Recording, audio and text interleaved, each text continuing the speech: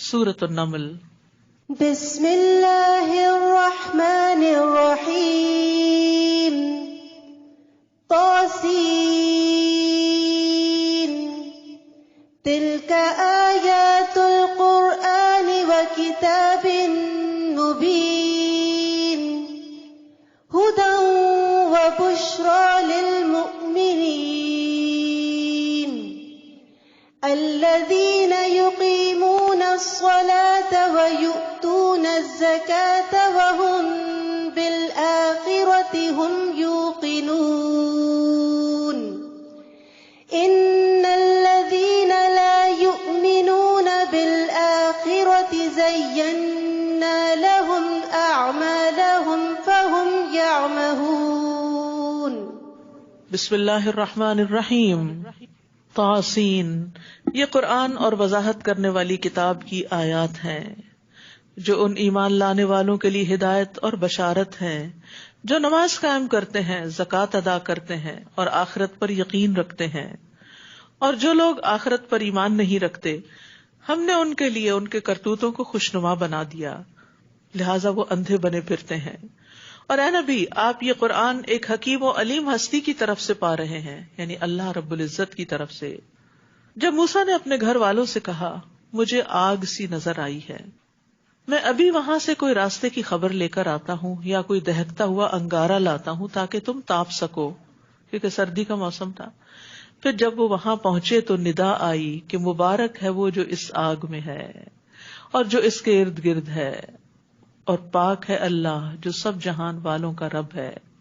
موسیٰ، میں ہی اللہ ہوں، سب پر غالب اور حکمت والا، اور اپنی لاٹھی تو ذرا پھینکو۔ موسیٰ نے جب لاٹھی پھینکی تو دیکھا کہ وہ یوں حرکت کر رہی ہے جیسے سانپ ہو۔ آپ پیٹ پھیر کر جو بھاگے تو پیچھے مڑ کے بھی نہ دیکھا۔ ہم نے کہا موسیٰ ڈرو نہیں، میرے حضور رسول ڈرا نہیں کرتے۔ کتنا مشکل وقت ہوگا، ڈرتا تو وہ ہے جس نے کوئی ظلم کیا ہو۔ اللہ اکبر، خوف اس کو لاحق ہوتا ہے۔ پھر اگر اس نے بھی برائی کے بعد اپنے اعمال کو نیکی سے بدل لیا تو میں یقیناً بخشنے والا مہربان ہوں۔ کتنی بڑی رحمت ہے اللہ کی، کتنی خوشخبری ہے۔ کون ہے ہم میں سے جس نے ظلم نہ کیا ہو؟ ہم سب کو اللہ کی یہ خوشخبری چاہیے کہ وہ گناہوں کو بخشنے والا ہے۔ تو غلطی ہو جائے تو اس کے بعد فوراً نیکی کا کام کر لیں، چاہے بندوں کے حق میں ہو یا اللہ سبحانہ وتعالیٰ کے حق میں، اور اپنا ہاتھ اپنے گریبان میں داخل کرو، وہ کسی مرض کے بغیر چمکتا ہوا نکلے گا۔ یہ 2 معجزے من جملہ ان 9 معجزات کے تھے جو فرعون اور اس کی قوم کے لیے موسیٰ کو دیے گئے۔ بلا شبہ وہ بد کردار لوگ تھے۔ پھر جب ہمارے ایسے بصیرت افروز معجزے ان کے پاس پہنچے تو وہ کہنے لگے یہ تو صاف جادو ہے، اور انہوں نے ازراہ ظلم اور تکبر انکار کر دیا، حالانکہ ان کے دل یقین کر چکے تھے کہ موسیٰ سچے ہیں۔ پھر دیکھیے ان مفسدوں کا انجام کیا ہوا۔ وَلَقَدْ آتَيْنَا دَاوُودَ وَسُلَيْمَانَ عِلْمًا، ہم نے داؤد اور سلیمان کو علم عطا کیا۔ اللہ سبحانہ تعالیٰ نے 300 سے زائد رسول بھیجے، جن میں سے 5 اولو العزم رسول ہیں، اور پھر ان کے بعد داؤد اور سلیمان علیہ السلام بھی بڑے اہم رسول ہیں۔ تِلْكَ الرُّسُلُ فَضَّلْنَا بَعْضَهُمْ عَلَى بَعْضٍ، یہ رسول جن میں سے ہم نے بعض کو بعض پر فضیلت عطا کی۔ تو داؤد اور سلیمان علیہ السلام کو بھی باقی پیغمبروں پر فضیلت عطا ہوئی تھی۔ علم بہت بڑی نعمت، حالانکہ ان کے پاس اور بھی بہت کچھ تھا، لیکن اللہ تعالیٰ نے ان چیزوں کا ذکر نہیں یہاں کیا۔ فضیلت کی بنیاد علم ہے۔ وہ دونوں کہنے لگے ہر طرح کی تعریف اس اللہ کے لیے ہے جس نے ہمیں اپنے بہت سے مومن بندوں پر فضیلت عطا کی۔ الحمدللہ الذی فضلنا علی کثیر من عبادہ المؤمنین۔ اور داؤد کے سلیمان وارث ہوئے۔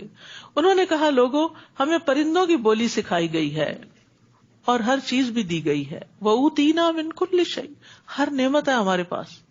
بلا شبہ یہ اللہ کا نمایاں فضل ہے۔ اور سلیمان کے لیے کسی مہم کے سلسلے میں اس کے جنوں، انسانوں اور پرندوں کے لشکر جمع کیے گئے اور ان کی جماعت بندی کر دی گئی تھی۔ سبحان اللہ، نہ صرف یہ کہ لشکر اکٹھے کیے گئے ہر قسم کے، بلکہ ان کی ٹریننگ ہوئی اور ان کو ایک ڈسپلن میں رکھا گیا۔ یہاں تک کہ جب وہ چیونٹیوں کی ایک وادی پر پہنچے تو ایک چیونٹی بول اٹھی، چیونٹیوں اپنے اپنے بلوں میں گھس جاؤ، ایسا نہ ہو کہ سلیمان اور اس کے لشکر تمہیں رون ڈالیں اور انہیں پتہ بھی نہ چلے۔ یاد رکھیے باقی مخلوق بھی اللہ کی تسبیح کرتی ہے، شعور رکھتی ہے، اور بعض کو تو یہ پتا ہے کہ انسان نیک کام کر رہے ہیں یا برے کام کر رہے ہیں. تو یہاں پر چیونٹیوں کی عقل مندی کی بات کی جا رہی ہے. رسول اللہ صلی اللہ علیہ وسلم نے فرمایا انبیاء میں سے ایک نبی کو ایک چیونٹی نے کاٹ لیا تو ان کے حکم سے چیونٹیوں کے گھر جلا دیے گئے. تو ظاہر پہ چیونٹیاں بھی ہوں گی اس میں. اس پر اللہ نے ان کے پاس وحی بھیجی کہ اگر تمہیں ایک چیونٹی نے کاٹ لیا تو تم نے مخلوقات میں سے ایک ایسی خلقت کو جلا کے خاک کر دیا جو اللہ کی تسبیح بیان کرتی تھی. تو اس لیے جو مخلوقات ہیں ان کا بھی حق ہے زمین پہ جینے کا. ان کو پتہ نہیں ہوگا اس لیے انہوں نے ایسا کیا ہوگا. تو سلیمان علیہ السلام نے جب چونٹی کی بات سنی تو مسکرا دیے اور دعا کی رب اوزعنی ان اشکر نعمتک التی انعمت علی وعلی والدی وان اعمل صالحا ترضاہ وادخلنی برحمتک فی عبادک الصالحین. اے میرے رب مجھے توفیق دے کہ میں تیری اس نعمت کا شکر ادا کر سکوں جو تو نے مجھے اور میرے والدین کو عطا کی، یعنی داؤد علیہ السلام، اور اس بات کی بھی کہ میں ایسے اچھے کام کروں جو تجھے پسند ہوں. کتنی خوبصورت دعا ہے. اور اپنی رحمت سے مجھے اپنے صالح بندوں میں داخل کر لے. دیکھیے جو نیک لوگ ہوتے ہیں نا، جب ان کو کوئی نعمت ملتی ہے تو اسپونٹینیسلی ان کے منہ سے شکر کے ایسے الفاظ نکلتے ہیں. یہ دعا کیا ہے؟ دراصل شکر کے الفاظ ہیں. تو جو نعمتوں کا قدردان ہوتا ہے وہ اللہ کی حمد و ثنا بیان کرتا ہے. اور یہاں پر سلیمان علیہ السلام کے مسکرانے اور ہنسنے کی بات بھی ہوئی. یاد رکھیے انبیاء کا ہنسنا جو ہے وہ زیادہ تر مسکرانا ہی ہوتا تھا. نبی صلی اللہ علیہ وسلم کھلکھلا کر یا کہکا لگا کر ہنستے نہیں تھے بلکہ صرف مسکراتے تھے. عبداللہ بن حارث کہتے ہیں میں نے کسی کو رسول اللہ صلی اللہ علیہ وسلم سے زیادہ مسکراتے ہوئے نہیں دیکھا. آپ کی زوجہ محترمہ حضرت عائشہ کہتی ہیں کہ میں نے آپ کو کبھی اس طرح ہنستے نہیں دیکھا کہ آپ کے حلق کا کوا نظر آ جائے، بلکہ آپ تبسم فرمایا کرتے تھے. اور مسکرانا بھی صدقہ ہے جس سے روزہ نہیں ٹوٹتا. وَتَفَقَّدَ الطَّيْرَ فَقَالَ مَا لِيَ لَا أَرَى الْهُدْهُدَ أَمْ كَانَ مِنَ الْغَائِبِينَ. پھر ایک موقع پر سلیمان نے پرندوں کا جائزہ لیا تو کہنے لگے کیا بات ہے مجھے ہدہد نظر نہیں آ رہا، کیا وہ کہیں غائب ہو گیا؟ سبحان اللہ، اس آیت میں اتنی حکمتیں ہیں انسان حیران ہو جاتا ہے. ایک طرف یہ پتہ چلتا ہے کہ سلیمان علیہ السلام کے لیے جو لشکر اکٹھے کیے گئے تھے ان کا باقاعدہ ریکارڈ رکھا جاتا تھا، ان کی اٹینڈنس ہوتی تھی، کیونکہ منظم طریقے سے کام کرنے کے نتائج کچھ اور ہوتے ہیں. اور مثلاً آپ لوگ یہاں پڑھنے آتے ہیں، کوئی اٹینڈنس نہیں ہوتی، لیکن اگر آپ باقاعدہ کورس میں داخلہ لیں تو پھر اٹینڈنس بھی ہوگی، اور وہ انسان کو ڈسپلن کے ساتھ کام کرنے پر، کنسسٹنسی کے ساتھ کام کرنے پر آمادہ کرتی.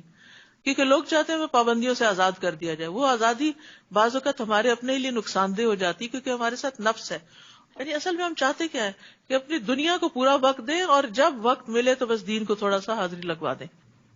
آپ سوچئے جنوں اور انسانوں اور مخلوقات کے لشکر تھے، ان کی تعداد کتنی ہوگی، اس سے اندازہ لگائیے.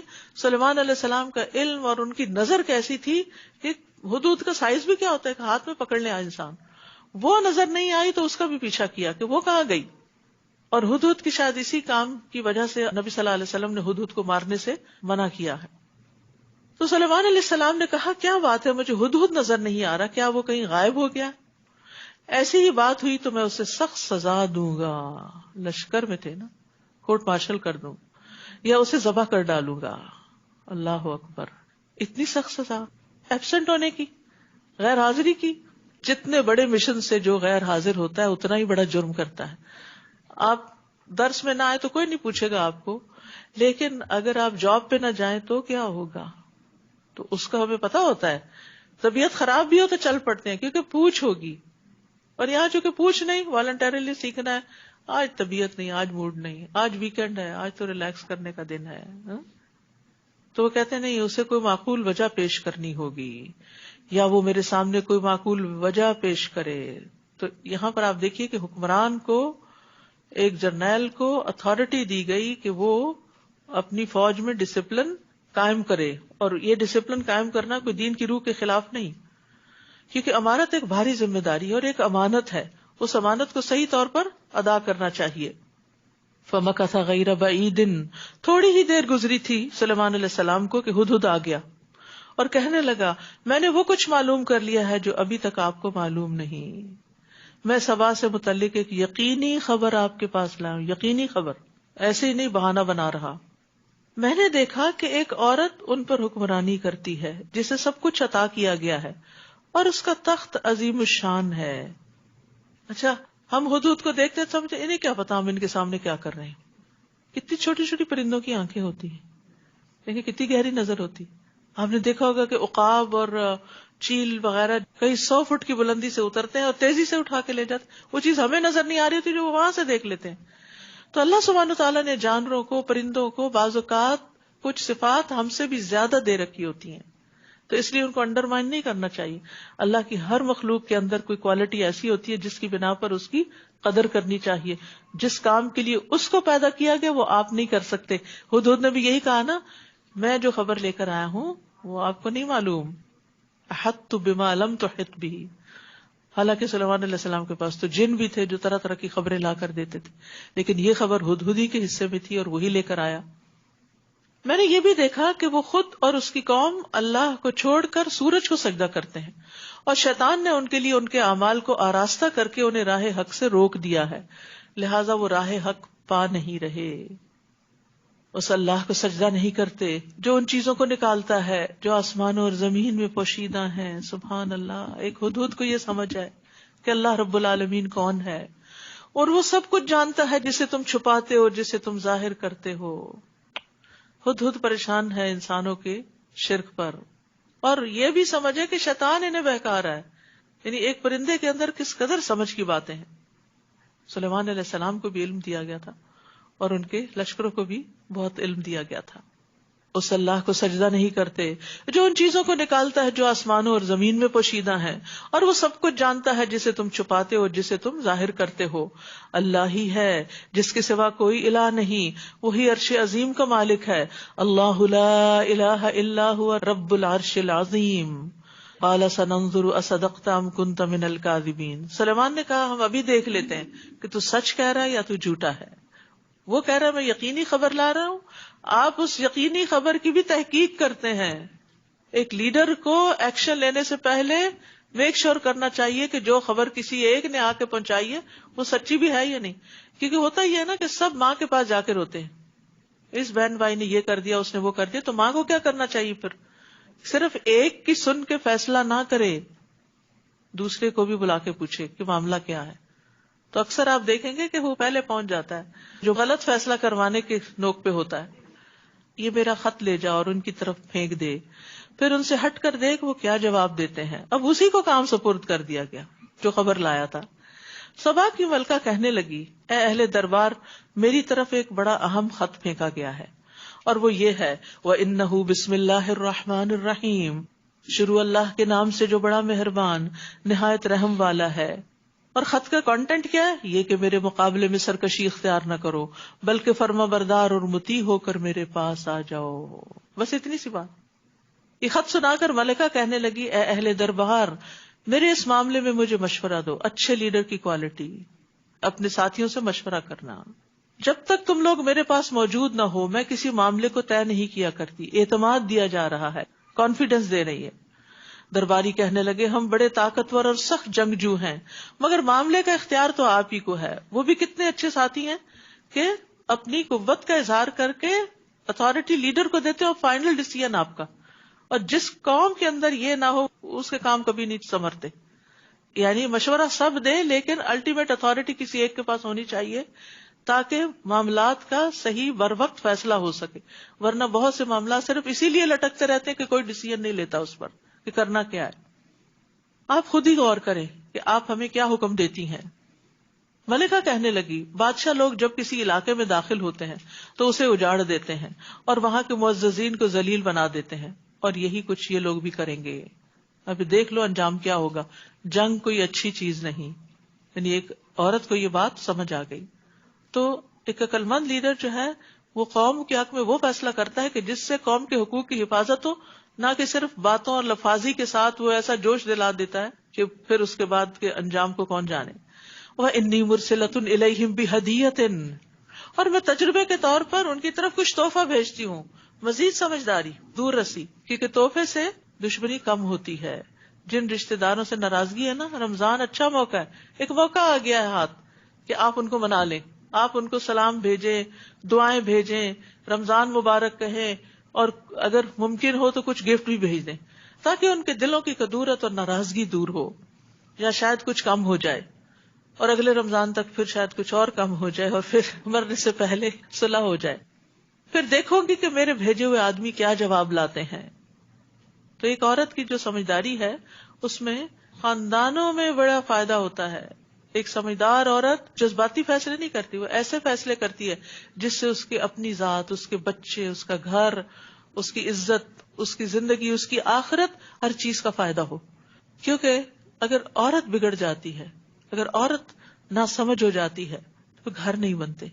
تو اسی طرح کسی قوم کا لیڈر اگر سمجھدار نہ ہو تو وہ قوم کو ہلاکت کے گڑھے میں جا پھینکتا ہے. ابن عباس کہتے ہیں اس عورت نے اپنی قوم سے کہا اگر اس نے تحفہ قبول کر لیا تو وہ ایک عام بادشاہ ہوگا تو تم اس سے جنگ کر لینا، اگر اس نے قبول نہ کیا تو نبی ہوگا، اس کی پیروی کر لینا. پرکھنے کا بھی کتنا اچھا طریقہ ہے. پھر جب وہ وفد تحفہ لے کر سلیمان کے پاس آیا تو سلیمان نے کہا کیا تم مجھے مال کا لالچ دیتے ہو؟ وہ تو اللہ نے مجھے پہلے ہی تم سے زیادہ دے رکھا ہے. تمہارا یہ تحفہ تمہیں کو مبارک ہو جس پر تم اترا رہے ہو. ان کے پاس واپس چلے جاؤ، ہم ان پر ایسے لشکروں سے چڑھائی کریں گے جن کا وہ مقابلہ نہ کر سکیں گے، اور انہیں ذلیل کر کے وہاں سے نکال دیں گے اور وہ ہمارے سامنے پست ہوں گے. اب سلیمان نے اپنے درباریوں سے کہا اے اہل دربار، تم میں سے کون ہے جو ان کے مطیع ہو کر آنے سے پہلے پہلے ملکہ کا تخت میرے پاس اٹھا لائے. اب سلیمان علیہ السلام کی سمجھداری آپ دیکھیے. ایک دیو ہیکل جن نے کہا آپ کے دربار کو برخاست کرنے سے پہلے میں اسے لا سکتا ہوں، یعنی کچھ گھنٹوں میں لے آؤں گا، میں اس کام کی پوری قوت رکھتا ہوں اور امانت دار بھی ہوں. پھر ایک اور شخص جس کے پاس کتاب کا علم تھا کہنے لگا میں یہ تخت آپ کو آپ کی نگاہ لوٹانے سے پہلے ہی لائے دیتا ہوں. تو اس سے پتہ چلتا ہے کہ جنوں کے اندر بھی درجات ہیں، کچھ معمولی ہوتے ہیں، کچھ دو ہیکل، کچھ اس سے بھی بڑے عفریت، یعنی اتنی زیادہ قوت. اور اس میں علم کی قوت بھی ہے. آپ دیکھیے کہ علم کے ساتھ انسان جو فیصلے کرتا ہے وہ بہتر ہوتے ہیں. پھر جب سلیمان نے اس تخت کو اپنے پاس رکھا ہوا دیکھا تو پکار اٹھے ھذا من فضل ربی، یہ تو میرے رب کا فضل ہے، لیبلونی، تاکہ وہ مجھے آزمائے، اشکر ام اکفر، کہ میں شکر کرتا ہوں یا ناشکری کرتا ہوں. نعمت پا کر طرز عمل کیا ہونا چاہیے. جب کوئی ایسی چیز آپ کو مل جائے جسے آپ سوچ ہی نہیں رہے تھے، یا آپ کی توقعات سے بڑھ کر ہو، یا آپ کے لیے بہت آسانی کا سبب ہو، تو اس پر لازماً رب کا شکر ادا کریں. اب مثلاً آپ نے اچھی سی نماز پڑھی تو اس پر فخر کرنے کی وجہ شکر ادا کریں کہ اللہ تیرا شکر ہے، تو اب اس شکر کی وجہ سے اگلی اور اچھی ہوگی. تو نیکی کے کاموں کی توفیق ملنے پر بھی شکر ادا کرتے رہیں، اور بندوں کی خدمت کے یا ویسے کوئی ڈیسیژن یا کوئی بھی اچھی بات اللہ تعالیٰ آپ سے کروا لے تو اس پر اللہ کا شکر ادا کریں. اور جو شکر ادا کرتا ہے تو اس کا شکر اپنے ہی لیے مفید ہے، اور اگر کوئی ناشکری کرے تو میرا رب اس کے شکر سے بے نیاز اور اپنی ذات میں بزرگ ہے. ھذا من فضل ربی، اپنی کوشش کو کچھ نہ سمجھا. پھر درباریوں سے کہا اس کے تخت کا حلیہ تبدیل کر دو، ہم دیکھتے ہیں آیا وہ صحیح بات تک پہنچتی ہے یا ان لوگوں میں سے ہے جو راہ راست پر نہیں آ سکتے. اب سلیمان علیہ السلام بھی ملکہ کو ٹیسٹ کر رہے ہیں. اب دیکھیے شخصیت کو پرکھنے کے لیے کچھ چیزیں ڈیوائس کی جاتی ہیں، کوسچنز ہوتے ہیں، کچھ پکچرز دکھائی جاتی ہیں، کچھ ایکٹیویٹیز کرائی جاتی ہیں، یہ دیکھنے کے لیے کہ اس بچے یا اس شخص کے اندر کون سی کوالٹیز، یہ کام کیسے کر سکتا ہے. اور آج کی دنیا میں یہ ریسرچز بہت ہوتی ہیں، لیکن آپ دیکھیں کہ یہ حکمت اللہ تعالیٰ نے ہزاروں سال پہلے سلیمان علیہ السلام کو دی تھی کہ کس کس طریقے سے وہ ٹیسٹ کر رہے ہیں. پھر جب ملکہ مطیع ہو کر آ گئی تو سلیمان نے اس سے پوچھا کیا تمہارا تخت بھی اسی طرح کا ہے، کیونکہ وہ کچھ تبدیل بھی ہو چکا تھا. وہ کہنے لگی یہ تو گویا ہو بہو وہی ہے، اور ہمیں اس سے پہلے ہی حقیقت حال معلوم ہو گئی تھی اور ہم فرما بردار ہو گئے، ہم مسلمان ہو گئے. ملکہ کو ایمان لانے سے ان چیزوں نے روک رکھا تھا جنہیں وہ اللہ کے سوا پوچھتی تھی، کیونکہ وہ کافر قوم سے تھی. وہ تھی اچھی لیکن اس کا ماحول نہیں تھا کہ جس سے وہ ہدایت پاتی. اس کے پاس کوئی پیغمبر نہیں آیا تھا، تو سلیمان علیہ السلام اس کی ہدایت کا ذریعہ بنے. اس ملکہ سے کہا گیا محل میں چلو. جب اس نے دیکھا تو سمجھی یہ پانی کا ایک حوض ہے. یعنی اب لیٹسٹ ٹیکنالوجی میں ایسے فلورز بنتے ہیں کہ جو شیشے کے ہوتے ہیں اور نیچے سے روشنیاں یا پانی وغیرہ نظر آ رہا ہوتا ہے، لیکن ہزاروں سال پہلے بھی اللہ تعالیٰ نے ان کو یہ ٹیکنالوجی دے رکھی تھی کہ وہ اپنے محل کو اس طرح تعمیر کریں. چنانچہ اپنی پنڈلیوں سے اس نے کپڑا اٹھا لیا. سلیمان علیہ السلام نے کہا یہ تو شیشے کا چکنا فرش ہے.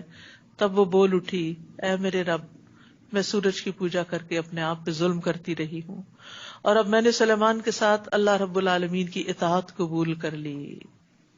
تو آپ دیکھیے کہ باقی پیغمبروں کے برعکس انہوں نے جہاں دعوت دی وہ دعوت آسانی سے قبول ہو گئی. تو کبھی ایسا بھی ہوتا ہے، ضروری نہیں ہوتا کہ سارے لوگ انکاری کرنے والے ہوں. اور ہم نے قوم سمود کی طرف ان کے بھائی صالح کو یہ پیغام دے کر بھیجا کہ اللہ کی عبادت کرو. تو اسی وقت وہ دو فریق مومن اور کافر آپس میں جھگڑنے لگے. صالح نے کہا میری قوم کے لوگوں، تم بھلائی سے پیشتر برائی کو کیوں جلدی طلب کرتے ہو؟ تم اللہ سے بخشش کیوں نہیں طلب کرتے تاکہ تم پہ رحم کیا جائے؟ وہ کہنے لگے ہم تو تمہیں اور تمہارے ساتھیوں کو منحوس سمجھتے ہیں. صالح نے کہا تمہاری نحوست تو اللہ کے پاس ہے، بلکہ حقیقت یہ ہے کہ تم لوگ آزمائش میں پڑے ہوئے ہو. اور اس شہر میں 9 سرغنے تھے جو ملک میں تخریب کاریاں ہی کرتے تھے اور اصلاح کا کوئی کام نہ کرتے تھے. انہوں نے کہا سب آپس میں اللہ کی قسم کھاؤ کہ ہم رات کو صالح اور اس کے گھر والوں پہ شبخون ماریں گے، پھر اس کے ولی سے کہہ دیں گے کہ ہم تو اس کے خاندان کی ہلاکت کے موقع پر موجود ہی نہ تھے اور یقیناً ہم سچے ہیں. چنانچہ انہوں نے ایک چال چلی اور ہم نے ایک چال انہیں پر لوٹا دی جس کی انہیں خبر تک نہ ہوئی. سو دیکھو ان کی چال کا انجام کیا ہوا. ہم نے ان سرغنوں اور ان کی قوم کو تباہ کر دیا، سب کے سب کو. سو یہ ہے ان کے خالی پڑے ہوئے گھر اس ظلم کی پاداش میں جو وہ کیا کرتے تھے. اس واقعے میں بھی ایک نشان عبرت ہے ان لوگوں کے لیے جو علم رکھتے ہیں. کیا کہ ظلم گھروں کو تباہ کر دیتا ہے. تورات میں آتا ہے اے آدم کے بیٹے ظلم نہ کر، یہ تیرے گھر کو تباہ کر دے گا. جو مرد حضرات ظالم ہوتے ہیں، بیویوں پہ ظلم کرتے ہیں، بچوں پہ ظلم کرتے ہیں، تلخ زبان ہوتے ہیں، گالی گلوچ کرتے ہیں، ان کے گھر نہیں بستے. اسی طرح جو عورت بد زبان ہوتی ہے اور سختی کا معاملہ کرنے والی ہوتی ہے اس کا بھی نباہ نہیں ہوتا.